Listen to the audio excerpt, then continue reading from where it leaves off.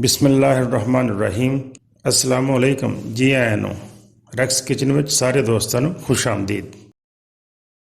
ਅੱਜ ਅਸੀਂ ਬੇਸਣ ਦੀ ਬਰਫੀ ਬਣਾ ਰਹੇ ਹਾਂ। ਬੇਸਣ ਦੀ ਬਰਫੀ ਬਣਾਉਣੀ ਬਹੁਤ ਆਸਾਨ ਹੈ ਤੇ ਬਹੁਤ ਅੱਛੀ ਤੇ ਬੜੀ ਮਜ਼ੇਦਾਰ ਬਣਦੀ ਹੈ ਤੇ ਬਿਲਕੁਲ ਚੰਦ ਚੀਜ਼ਾਂ ਨਾਲ ਹੀ ਤਿਆਰ ਹੋ ਜਾਂਦੀ ਹੈ। ਅੱਜ ਦੀ ਰੈਸਪੀ ਸ਼ੁਰੂ ਕਰਨ ਤੋਂ ਪਹਿਲੇ ਮੈਂ ਗੁਜ਼ਾਰਿਸ਼ ਕਰਨੀ ਹੈ, ਮੇਰੀ ਇੱਕ ਦੋਸਤ ਦਾ ਕੁਕਿੰਗ ਚੈਨਲ ਹੈ ਵਰਸ਼ਾ ਦੀ ਰਸੋਈ, ਬਹੁਤ ਅੱਛੀ ਕੁਕਿੰਗ ਕਰਦੀ ਹੈ ਤੇ ਤੁਸੀਂ ਉਸ ਚੈਨਲ ਨੂੰ ਜ਼ਰੂਰ ਵਿਜ਼ਿਟ ਕਰਨਾ ਹੈ ਤੇ ਨਾਲੇ ਸਬਸਕ੍ਰਾਈਬ ਕਰਨਾ ਹੈ। ਵਰਸ਼ਾ ਦੀ ਰਸੋਈ ਦੀਆਂ ਵੀਡੀਓ ਅਗਰ ਤੁਹਾਨੂੰ ਅੱਛੀਆਂ ਲੱਗਣ ਤੇ ਉਹਨਾਂ ਵੀਡੀਓ ਨੂੰ ਲਾਈਕ ਵੀ ਕਰਨਾ ਤੇ ਸ਼ੇਅਰ ਵੀ ਕਰਨਾ, ਬਹੁਤ ਮਿਹਰਬਾਨੀ ਹੋਏਗੀ। ਤੇ ਆਓ ਫਿਰ ਬੇਸਣ ਦੀ ਬਰਫੀ ਬਣਾਉਣੀ ਸ਼ੁਰੂ ਕਰੀਏ। ਸਭ ਤੋਂ ਪਹਿਲੇ ਅਸੀਂ ਕੜਾਈ ਵਿੱਚ 200 ਗ੍ਰਾਮ ਬੇਸਣ ਪਾਵਾਂਗੇ ਤੇ ਬੇਸਣ ਵਿੱਚ ਤਕਰੀਬਨ ਅਸੀਂ 100 ਗ੍ਰਾਮ ਦੇਸੀ ਘਿਓ ਪਾਉਣਾ ਹੈ। ਦੇਸੀ ਘਿਓ ਮੈਂ ਥੋੜ੍ਹਾ ਜਿਹਾ ਪਾ ਰਿਹਾ, ਬਾਕੀ ਇਸ ਤੋਂ ਬਾਅਦ ਸ਼ਾਮਿਲ ਕਰਾਂਗੇ ਤਾਂ ਕਿ ਕਿਤੇ ਜ਼ਿਆਦਾ ਨਾ ਹੋ ਜਾਏ, ਕਿਉਂਕਿ ਜ਼ਿਆਦਾ ਘਿਓ ਵੀ ਅੱਛਾ ਨਹੀਂ ਲੱਗਦਾ। ਚੁੱਲ੍ਹਾ ਬਿਲਕੁਲ ਹਲਕਾ ਕਰਕੇ ਬੇਸਣ ਨੂੰ ਮਿਕਸ ਕਰਨਾ ਸ਼ੁਰੂ ਕਰੋ।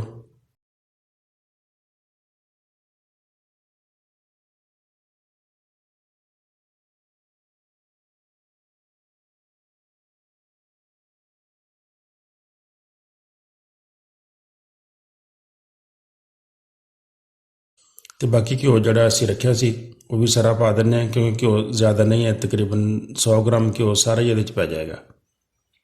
200 ਗ੍ਰਾਮ ਬੇਸਣ ਵਿੱਚ 100 ਗ੍ਰਾਮ ਘਿਓ ਬਿਲਕੁਲ ਠੀਕ ਮਿਕਦਾਰ ਹੈ।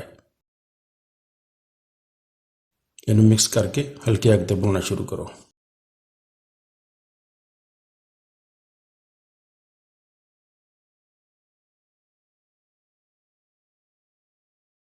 ਤੁਸੀਂ ਮੇਰੀ ਵੀਡੀਓਜ਼ ਫੇਸਬੁੱਕ 'ਤੇ ਵੀ ਦੇਖ ਸਕਦੇ ਹੋ।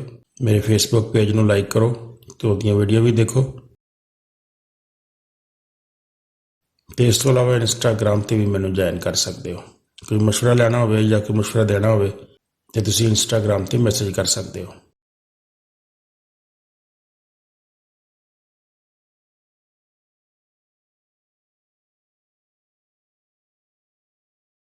ਬੇਸਣ ਨੂੰ ਮੁਸਲਸਲ ਹਿਲਾਈ ਜਾਣਾ ਤੇ ਅੱਗ ਬਿਲਕੁਲ ਹਲਕੀ ਰੱਖਣੀ ਹੈ। ਤੇਜ਼ ਅੱਗ 'ਤੇ ਬੇਸਣ ਸੜ ਜਾਏਗਾ। ਹਲਕੀ ਅੱਗ 'ਤੇ ਕੋਈ 10-12 ਮਿੰਟ ਇਸ ਬੇਸਣ ਨੂੰ ਇਸੇ ਤਰ੍ਹਾਂ ਹੀ ਭੁੰਨਾਂਗੇ।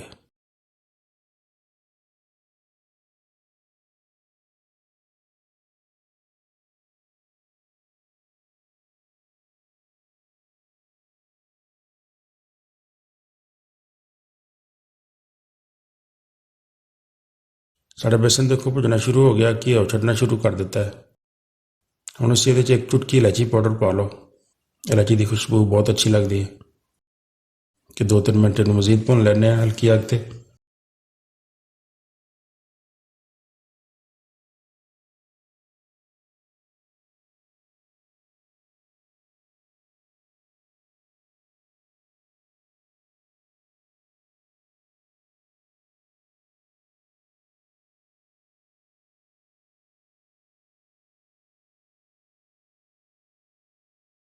ਦੇਖੋ ਕਾਫੀ ਨਰਮ ਹੋ ਗਿਆ ਤੇ ਘਿਓ ਛੱਡਣਾ ਸ਼ੁਰੂ ਕਰ ਦਿੱਤਾ ਹੈ ਤੇ ਬੇਸਣ ਸਾਡਾ ਭੁੱਜ ਗਿਆ।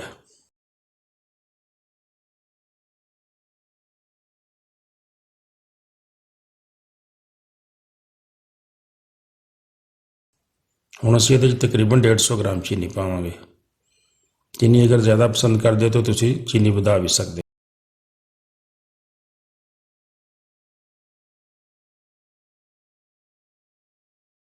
ਚੀਨੀ ਨੂੰ ਅੱਛੀ ਤਰ੍ਹਾਂ ਮਿਕਸ ਕਰਦਿਆਂ ਹੋਇਆਂ ਮਜ਼ੀਦ ਥੋੜ੍ਹੀ ਦੇਰ ਅਸੀਂ ਪਕਾ ਲੈਂਦੇ ਹਾਂ।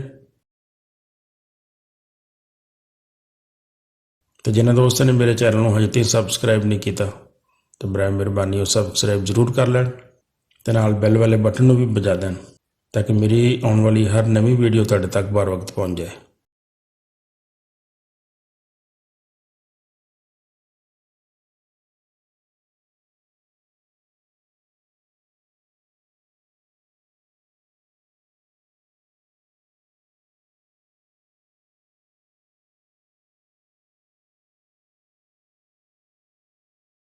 चीनी अच्छी तरह मिक्स हो गई है, अच्छी तरह बेसन हल हो गई है और बेसन देखो काफ़ी नरम हो गया।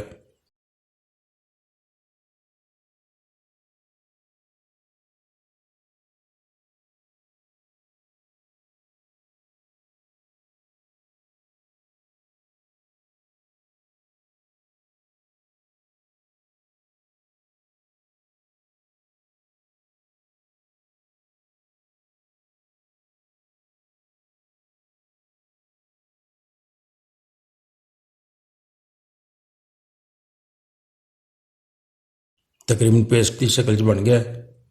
ਹੁਣ ਅਸੀਂ ਇਹਨੂੰ ਕਿਸੇ ਟਰੇ ਵਗੈਰਾ 'ਚ ਕੱਢਾਂਗੇ। ਟਰੇ 'ਚ ਥੋੜ੍ਹਾ ਜਿਹਾ ਆਇਲ ਲਗਾ ਲੈਣਾ ਤਾਂ ਕਿ ਟਿੱਕੀਆਂ ਕੱਢਣ ਲੱਗੀਆਂ ਸਾਨੂੰ ਆਸਾਨੀ ਰਵੇ।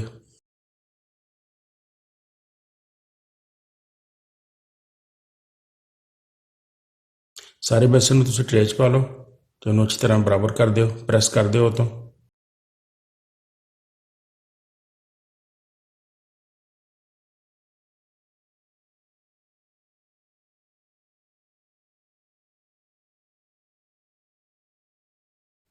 ਹੁਣ ਅਸੀਂ ਇਹਦੇ ਵਿੱਚ ਬਰੀਕ ਕੱਟਿਆ ਹੋਇਆ ਬਾਦਾਮ ਅਤੇ ਪਿਸਤਾ ਵਗੈਰਾ ਪਾ ਦਿੰਦੇ ਹਾਂ ਤਾਂ ਕਿ ਖੂਬਸੂਰਤੀ ਵੀ ਹੋ ਜਾਏ।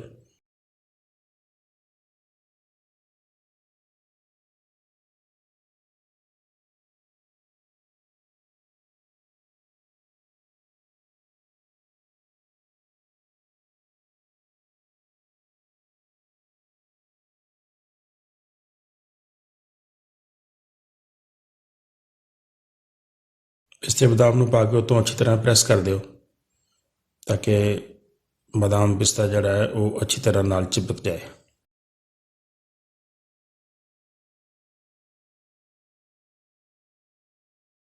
ਹੁਣ ਤਕਰੀਬਨ ਕੋਈ 1.5 ਘੰਟਾ 1 ਘੰਟਾ ਇਹਨੂੰ ਠੰਡਾ ਹੋਣ ਵਾਸਤੇ ਰੱਖ ਦਿਓ ਅਤੇ ਉਸ ਤੋਂ ਬਾਅਦ ਅਸੀਂ ਇਹਦੀਆਂ ਟਿੱਕੀਆਂ ਕੱਟ ਲੈਂਦੇ ਹਾਂ।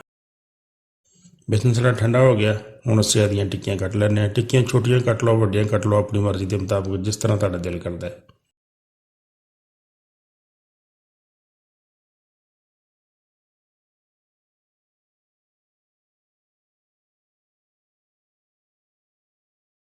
ਦੇਖੋ ਬੇਸਨ ਦੀ ਬਰਫੀ ਬਣਾਉਣੀ ਬਹੁਤ ਆਸਾਨ ਹੈ। ਬਹੁਤ ਅੱਛੀ ਸਾਡੀ ਬਰਫੀ ਬਣ ਗਈ ਹੈ। ਵੀਡੀਓ ਅੱਛੀ ਲੱਗੇ ਤੇ ਦੋਸਤਾਂ ਨਾਲ ਜ਼ਰੂਰ ਸ਼ੇਅਰ ਕਰਿਓ, ਨਾਲੇ ਲਾਈਕ ਕਰਿਓ। ਵੀਡੀਓ ਨੂੰ ਪੂਰੀ ਦੇਖਣ ਦਾ ਬਹੁਤ ਸ਼ੁਕਰੀਆ। अस्सलाम वालेकुम।